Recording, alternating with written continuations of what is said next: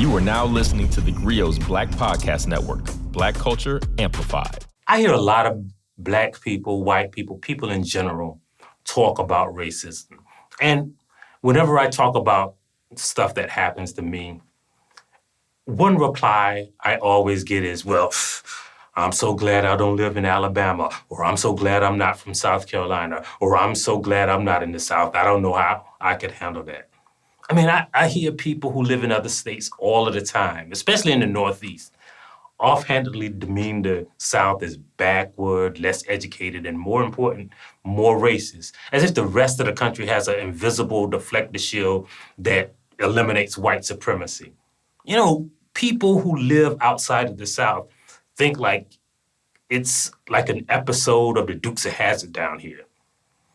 And I hate that because it imagines that the South has like a different breed of white people, right? But instead of reminding naysayers and detractors that it was places like Alabama and Mississippi that made it possible for Black people to vote everywhere or to attend the college of their choice or to sit wherever they wanted to on buses, I wanted to examine the data and the statistics and get to the bottom of the issue, right? So I wanted to see really what the truth behind this myth is. And I also wanted to welcome you to theGrio Daily, the only podcast that can answer the question, is the South more racist? I'm Michael Harriot, world-famous white peopleologist, and this is theGrio Daily. So let's see, right? Let's see if the South is more racist. Now, you know, if you watch this podcast, you know, like I'm not just a dude who has a camera pointing at him in his mama's basement, like. So I actually taught a class called Race as an Economic Construct that examined race through the lens of economics, and not just like money, but supply and demand, math, using data. So for this, you know, podcast, for this idea, I took an objective set of criteria and dissected the information to see if the South is more racist, right? I looked at employment, education, economics, housing, politics, all of that stuff, all of that good stuff to see if the South is more racist than all of the other places where people live. So to determine what we're talking about first, we're going to have to understand what I mean when I say the South. So I used this poll that was conducted by a statistics-based site, 538, and I came up with a conclusive list of southern states. Those are Alabama, Arkansas, Georgia, Florida, Kentucky, Louisiana, Mississippi, North Carolina, South Carolina, Texas, Tennessee, and Virginia. There's a map right here because I said that kind of fast, right? And I don't even actually consider Florida to be a part of the South because Florida always be on some other shit, right? But, you know, we're going to go with it because, you know, the poll said it. But I also didn't want the discussion to go too far in the past. So I only used data that was after 2016. So none of what we're talking about is like from the 80s or the 70s or even like from the early 2000s.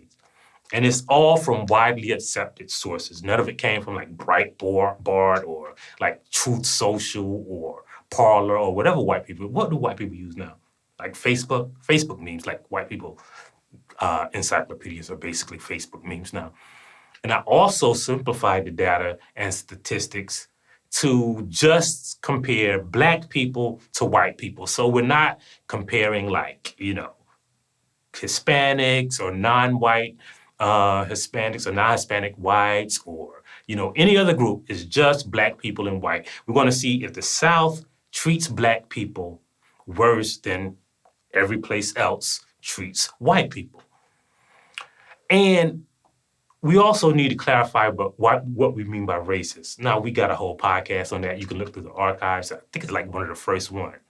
But we're basically using the dictionary definition of racism. Let's get into it. We want to discuss the measurable impact of white supremacy to see if equality is quantifiably higher in the South or the North. So first, we're going to start with education. Now, there's no doubt that the South has the worst schools. I mean, that's full stop. We're going to look at the difference between the black and the white 2018 and 19 high school graduation rates as provided by the National Center for Education Statistics. It's like an official site. The average education gap in each state is 13 points, right? Meaning that the graduation rates for whites are on average 13 percentage points higher than black people who live in those states. But among those states, only Florida had a graduation rate gap below the national average. All the other states is pretty close. So even if people in, let's say, Georgia, for instance, black people in Georgia aren't graduating at high rates, white people aren't either. 1/3 of the states with single-digit gaps in graduation rates are from the South. And studies have shown that regardless of the tax base, the more black students enrolled in school, the lower the funding. Economic segregation still exists, but in the South, black kids attend school that get about 90 to 100% of the same funding as white schools. And according to a study by the UCLA Civil Rights Project, the Northeast was the only region in the country where the number of segregated schools has increased since 1968. So as you can see, like the education rates in the South might not be great, but it's not racist because white people are getting a bad education too, right? Let's go to the next statistic, right? First of all, I want to say this, right? When I say racist, I'm not talking about what they intended to be. I'm just talking about what it is. But I say that because we're coming to a very important category, employment. Like if you look at employment rates, just like education, it's not enough to simply look at the black unemployment rate. So you got to compare the black unemployment rate in the state to the white unemployment rate in the state. So as you can see, right, like this is the map of the unemployment rate by state. But if you analyze the 2021 fourth quarter data or the 2022 first quarter data, you'll see that the average unemployment rate in the South is very close to the average white unemployment rate. So the black unemployment rate doesn't have as big of a gap as the white unemployment rate, right? So, but if you look at the rest of the country, well, honestly, you really can't look at the rest of the country because very few states even compare their white unemployment rate to their black unemployment rate. They don't even separate out the data. The states in the South do. But where the states in the North or the West or the Midwest do, you see that nationwide, the black unemployment rate is 2.1 times the rate of white unemployment. But in the South, the rate averaged out to about 1.05. Again, showing that in the southern states, blacks are hired slightly more often than the national average. And they earn more money, right? So the wage gap is lower in the southern states. Now we're gonna go to criminal justice because, you know, everybody knows, like you go to jail quick if you live in the South. According to a 2016 study by the Sentencing Project's Color of Justice, 5 of the 12 southern states were above the national average in the number of black people they incarcerated per 1,000. So we're not looking at how many black people they incarcerated. We're looking at the rate, like 1 black person per 1,000 or 2 black person per 1,000. Well, in Texas, Louisiana, Florida, Alabama, and Kentucky, they incarcerate a lot of black people. However, they incarcerate a lot of white people. See, they just like to lock people up. They sustain themselves by turning their prison into an industry. But in the South, we're going to look at the ratio, the black to white ratio. And in the South, the ratio of incarceration between blacks and whites is lower. For example, Kansas and Florida both have a black-white ratio of imprisonment considerably below the national average of 5.1 to 1. So for every 5 black people locked up, they lock up 1 white person. Yet, both incarcerate Black people at higher rates. So, as you can see, in the South, they lock everybody up, but the rate of incarceration, you can look at police killings, you can look at most of the data in the criminal justice area, and it shows that they just like locking people up. It might be backwards, but it's not necessarily more racist than anyone or any place else. Remember, right? Like Eric Garner lived in New York. Philando Castile was in Minnesota, right? George Floyd was in Minnesota. Throughout the country, between 2013 and 2017, police killed about 3.96 citizens per million. But in the North, they killed about 9.38 citizens per million, whereas in the South, they killed about 4 per million. So as you can see, they kill Black people less often in the South. The criminal justice system might be incredibly harsh, but it's not a big difference between how they treat Black people and how they treat white people. Again, we're talking about racism. Now let's look at politics. Now, everybody knows that many Southern states have made it difficult to vote through voter ID restrictions and voter suppression. But does it work, right? See, Southern states are generally under Republican control, which would seemingly result in fewer Black elected officials. But it doesn't. Like most of the Black elected officials in Congress and in the Senate come from the South. The 52 African-American members serving in the 115th Congress, which is a couple years ago, 22 hail from the 12 Southern states. And in a 2015 survey where the National Council of State Legislatures looked at the demographics of the state legislatures, well, first of all, we gotta admit no state is overrepresentative of Black people. White people control every state legislature, but there are more Black state legislators elected in the South than in the North. As a matter of fact, the gap between the population and the elected officials is less in the South, right? And here's the thing that people never talk about. People in the South vote in higher numbers. Like in Mississippi, Black people outvote white people. And in the South, the voter registration statistics are higher, the voter turnout statistics are higher for Black people than in the rest of the country. And now we're gonna get to the last subject, economics.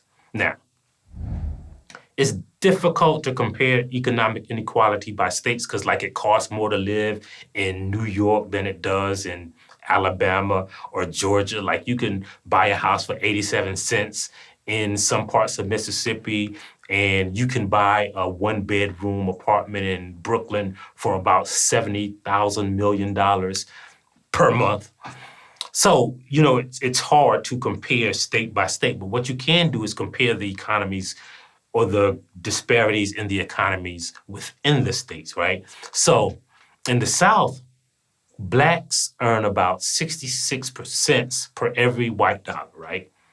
But in the North, Black people earn about 62 cents for every dollar. Now, that might not sound like a lot until you expand those 3 cents until a whole hour worth of work or a whole week's worth of work or a whole month's worth of work or a whole year worth of work. 3% difference in salary is a lot between Blacks and whites. And that's what it is in the North. People in the South earn closer to what white people earn, and the dollar goes further. So as you can see, Black people in the South aren't as economically deprived as Black people everywhere else. So here's the question. Why do people think that? Well, It's for a number of reasons. First of all, like when you watch that civil rights documentary that you see on Netflix, or when you think about racism or civil rights movement, most of what you see happen in Birmingham and Mississippi and South Carolina, in the South. And that's for a good reason. It's because that's where Black people were standing up to fight. It's not because like the white people down there were more racist, right? Jim Crow started in the North, and the South adapted. Like after the Civil War, like white people didn't just want to just send Black people to the other side of the town. Like white people were used to living around Black people because, like the slave cabins, I don't know if y'all noticed, were like right out back. So they didn't see the need for all white neighborhoods. This whole city of Chicago banned Black people from buying property for years. So those perceptions have fed into the current misconception that like it's worse down here. And another reason is because more Black people live in the South. So more Black people live in the South, so more Black people talk about racism, and people think, well, all those Black people and all those stories I hear about racism only happen in the South. But that's not true. It's because you hear Black people talking about it because it's just more Black people. And the other thing is the North is more segregated. So if you live in Chicago, if you live in New York, if you live in Boston, you don't live around white people. You don't go to school. The schools are more segregated. The neighborhoods are more segregated. So there is less interaction with white people because white people have engineered a Negro-free society in much of the country except in the South, where Black people have legacy land, where neighborhoods are constantly redrawn, where because there are so many Black people, they just can't run away from Black people. So all of those misconceptions lead to the belief that like everybody in the South is using the N-word. Oh, they use the N-word in the South, believe me. And the other reason is like white people in the North know how to act, like they know how to hide their racism. Racism might be more open in the South, but it don't mean like the white people in the North aren't participating in racism. It just means that they're not saying it out loud. As you can see, they don't hire as many Black people. As you can see, they segregate their kids from Black schools. As you can see, they engineer a society that perpetuates white supremacy without saying it out loud. And that's not a lack of racism, that's a lack of honesty. So, even though I hate to give racists credit, I give the Southern racists a little bit of credit for it, like just being honest. But as you can see, the data shows that white people in the South are no different. Matter of fact, they might be a little bit less racist than white people in the North. So the next time you hear somebody say, I couldn't live down there, or I wouldn't want to be down there, you have to remember, if a fight starts, who you want to be around? Like 2 or 3 of your friends or your whole family? Well, in the South, there are more Black voters. In the South, there are more economically advantaged Black people in the South. Black people are better educated in the South. Black people have a better chance of economic mobility than anywhere else. But that misconception that the South is more racist is why people in places other than the South can coast on the idea that, oh, everything's cool here, everything's fine. We don't have to fix anything. And in the South, we still down here fighting. We're still down here downloading the theGrio app. We're still down here subscribing on every platform, and we're still telling our friends that the South ain't more racist. It's just more honest. So, as always, we'll leave you with a Black saying, that everybody knows. Welcome to the South, where we nuck and we are book. Thank you for listening to theGrio Daily. If you liked what you heard, please give us a 5-star review, download the GRIO app, subscribe to the show, and share it with everyone you know. Please email all questions, suggestions, and compliments to podcasts@thegrio.com. You are now listening to theGrio's Black Podcast Network, Black Culture Amplified. You're watching the Blackest Questions podcast with Christina Greer. In this podcast, we ask our guests 5 of the blackest questions so we can learn a little bit more about them and have some fun while we're doing it. Okay, so this is a trick question. We're also going to learn a lot about Black history, past and present. Beautiful. I learned a wonderful fact today. Great. So here's how it works. We have 5 rounds of questions about us, Black history, the whole diaspora, current events, you name it. With each round, the questions get a little tougher. Oh, you got me. Let me see. I have no idea. I knew you were going to go there, Dr. Greer. Subscribe to the show wherever you listen to your podcast and share it with everyone you know.